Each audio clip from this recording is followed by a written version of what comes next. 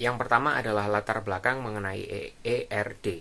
ERD atau yang memiliki panjangan Enhanced Entity Relationship Diagram adalah sebuah model data yang digunakan untuk merepresentasikan hubungan antara entitas dalam suatu sistem dengan lebih kompleks dan detail daripada model ERD tradisional.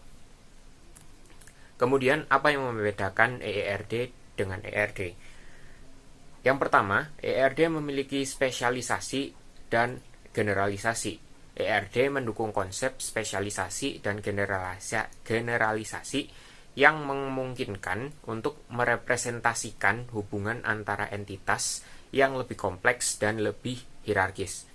Kemudian yang kedua, ERD memiliki relasi yang lebih kecil, yang memungkinkan untuk merepresentasikan hubungan antara entitas yang tidak memerlukan atribut sendiri. Kemudian yang ketiga ada atribut turunan. ERD memiliki atribut turunan yang memungkinkan untuk merepresentasikan atribut yang dihitung secara otomatis dari atribut yang sudah ada. Dan yang terakhir, ERD memiliki lebih banyak multi-value atribut. ERD memungkinkan untuk merepresentasikan atribut dengan nilai yang lebih dari satu, sedangkan ERD hanya mendukung atribut tersebut secara ukuran yang lebih kecil. Nah, di sini kita bisa melihat bahwa model Enhanced atau Extended ER atau EERD tadi itu merupakan gabungan dari semua konsep tentang ERD plus konsep subclass dan superclass plus spesialisasi dan generalisasi dan juga kategori serta atribut inheritance. Model EER digunakan untuk merepresentasikan aplikasi dengan lebih lengkap dan lebih akurat jika diperlukan dibandingkan dengan model ERD. Model EER mengandung beberapa konsep object oriented, misalnya inheritance. Selanjutnya adalah subbab superclass dan subclass relationship. Subclass dan superclass. Subclass merepresentasikan entity yang sama dengan superclass, namun memiliki peran spesifik yang tertentu. Entity dalam subclass merupakan anggota superclass, namun tidak sebaliknya. Pada gambar, kita bisa melihat bahwa employee merupakan bagian dari superclass dan atributnya seperti secretary, engineer, technician, manager merupakan bagian dari subclass. Superclass atau subclass relationship sendiri adalah relationship atau hubungan antara sebuah superclass dengan salah satu subclassnya, seperti yang contoh pada gambar slide sebelumnya, yaitu employee dengan secretary atau employee dengan technician. Disebut juga dengan is-a relationship, contohnya secretary is an employee dan technician is an employee. Nah, kemudian ada type inheritance atau tipe warisan. Type inheritance sendiri itu suatu entity yang merupakan anggota sebuah dari subclass yang mewarisi atau inherits semua atribut dan semua relationship dari entity yang merupakan anggota dari superclass. Selanjutnya adalah spesialisasi dan generalisasi. Untuk spesialisasi itu proses mendefinisikan himpunan subclass dari sebuah entity type atau superclass. Spesialisasi dilakukan berdasarkan karakteristik tertentu yang dapat membedakan entity pada superclass. Suatu superclass dapat memiliki beberapa spesialisasi berdasarkan karakteristik yang berbeda. Berikut adalah contoh spesialisasi. Dan ada juga contoh spesialisasi dalam EERD. Manfaat spesialisasi yang pertama untuk mendefinisikan himpunan subclass dari suatu entity type, lalu menggambarkan atribut spesifik untuk tiap subclass, dan juga menggambarkan relationship spesifik antara suatu subclass dengan entity type lain atau dengan subclass lain. Selanjutnya ada generalisasi. Generalisasi kebalikan dari proses spesialisasi. Generalisasi dilakukan dengan mengidentifikasi atribut-atribut yang sama dan melakukan generalisasi ke sebuah superkelas. Berikut adalah contoh generalisasi. Untuk perbedaan dari generalisasi dan spesialisasi, kadang-kadang notasi spesialisasi dan generalisasi dibedakan. Pertama, arah panah menuju superkelas menunjukkan generalisasi. Dan yang kedua, arah panah menuju subkelas menunjukkan spesialisasi.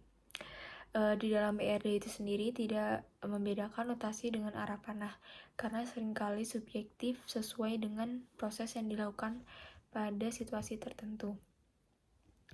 Nah, konteks untuk spesialisasi dan generalisasi itu yang pertama, spesialisasi berdasarkan atribut. Nah, spesialisasi dilakukan berdasarkan atribut dari superkelas, contohnya job underscore type.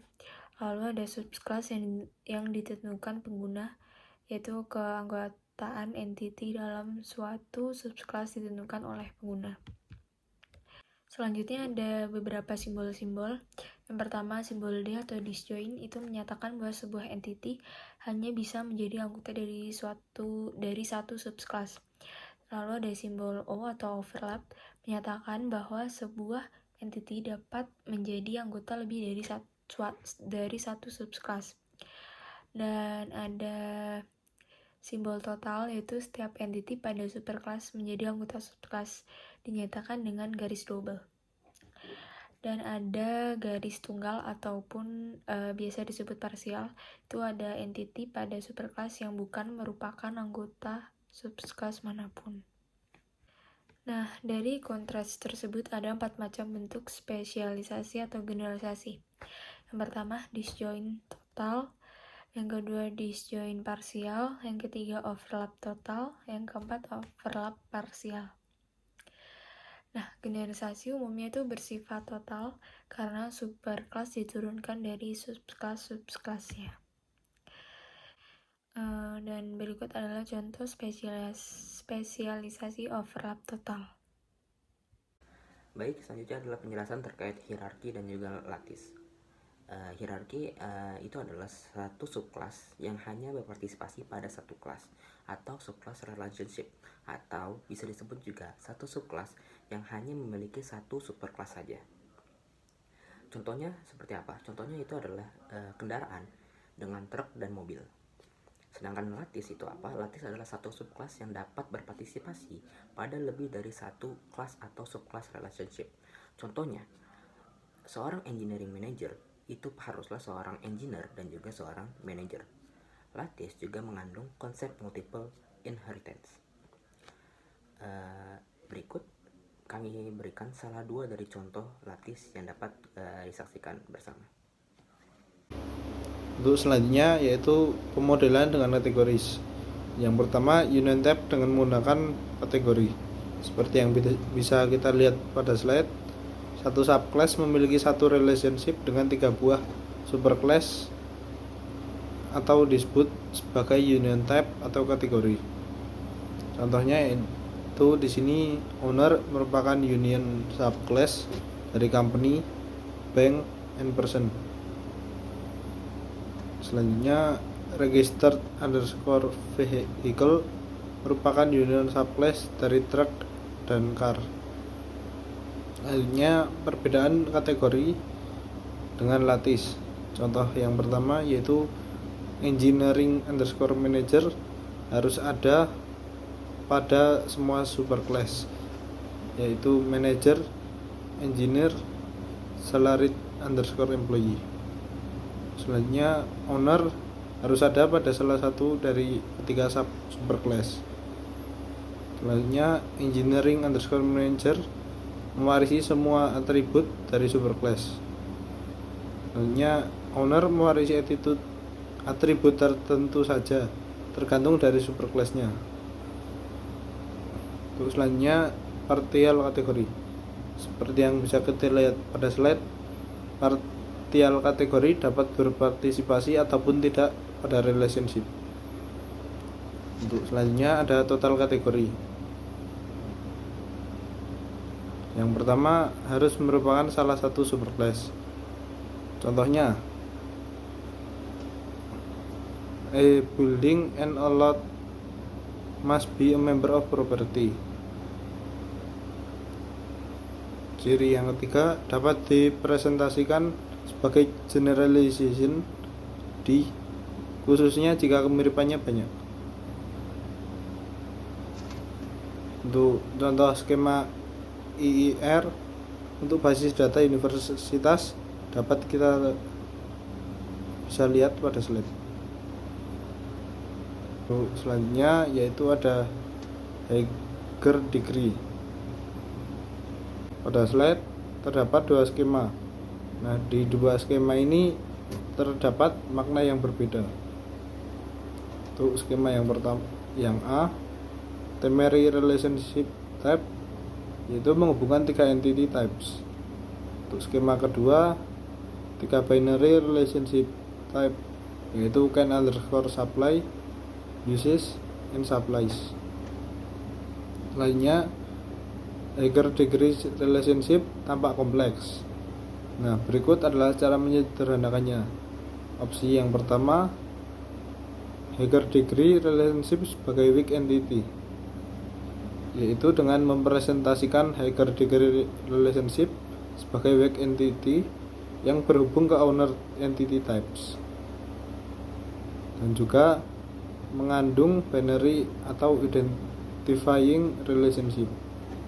Untuk cara yang kedua atau opsi yang kedua, higher degree relationship sebagai identifying relationship type, yaitu sebuah ternary relationship type dengan sebuah weak entity type dan dua buah owner entity type.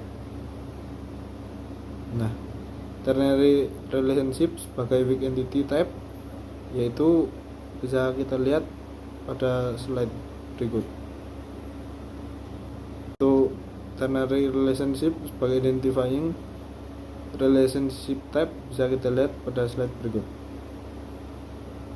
Nah, berikut adalah contoh ternary versus binary relationship type. Kemudian kapan kita menggunakan model EER atau Enhanced Entity Relationship Diagram. Tujuan pemodelan dengan ERD adalah untuk menghasilkan sebuah model yang sederhana dan mudah dimengerti. Nah, penggunaan model EER juga menawarkan keuntungan dibandingkan model ER jika digunakan pada kondisi yang tepat. Dan jangan juga menggunakan subclass relationship yang kompleks jika tidak diperlukan. Model EER perlu digunakan jika domain yang dimodelkan secara alamiah bersifat object oriented. Inheritance akan mereduksi kompleksitas perancangan. Gunakan EER pada situasi ketika penggunaan atribut inheritance dapat mereduksi penggunaan null pada suatu single entity relation yang mengandung multiple subclass. Subclass dapat digunakan untuk secara eksplisit memodelkan dan menamai subset dari entity yang berpartisipasi pada relationship-nya sendiri, di mana subclass lain dalam superclass yang sama tidak berpartisipasi pada relationship tersebut. Ini kan terkadang ada di mana subclass dari superclass yang sama itu tidak terlibat dalam satu relasi seperti itu. Maksudnya misalkan hanya beberapa subclass saja yang terlibat dalam relasi. Nah, itu bisa mereduksi penggunaan null pada relation tersebut.